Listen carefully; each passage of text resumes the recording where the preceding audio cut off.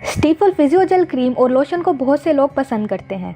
फिजियोजेल को खास तौर पर खुश्क और हसास सिल की देखभाल के लिए तैयार किया गया है, लेकिन कुछ लोग ऐसे भी हैं जो इसे लेकर अभी तक कंफ्यूज्ड हैं।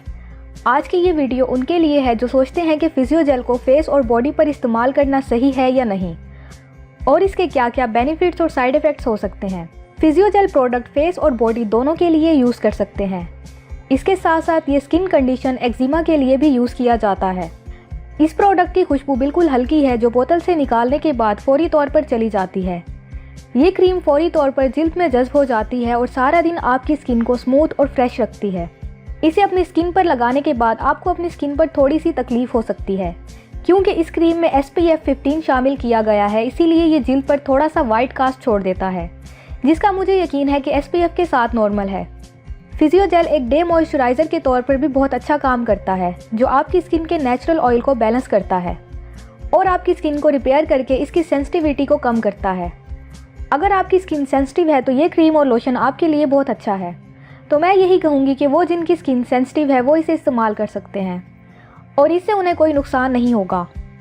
इन्होंने हाल ही में अपने फॉर्मूले को चेंज किया है, जो कि आपको डीप मॉइस्चराइज और लॉन्ग लास्टिंग महसूस करवाता है। अगर आप एक्जिमा का शिकार हैं तो ये क्रीम आपको बहुत फ़ायदा पहुंचा सकती है। आप इसे अपनी आंखों के आसपास की जिल्द पर भी बगैर किसी परेशानी के इस्तेमाल कर सकते हैं। इससे आपके विजन को भी किसी किस्म का कोई नुकसान नहीं होगा। फिजियोजेल क्रीम आपके चेहरे पर मौजूद झुर्रियों को ख़त्म करने में मदद करती है। आप इसे अपने फाउंडेशन के तौर पर भी इस्तेमाल कर सकते हैं। अगर आपकी स्किन ड्राई और खुरदरी है तो ये आपके लिए एक बहुत अच्छा मॉइस्चराइज़र साबित हो सकता है। इससे आपके फेस पर मौजूद एक्नी को भी काफ़ी हद तक कम करने में मदद मिल सकती है।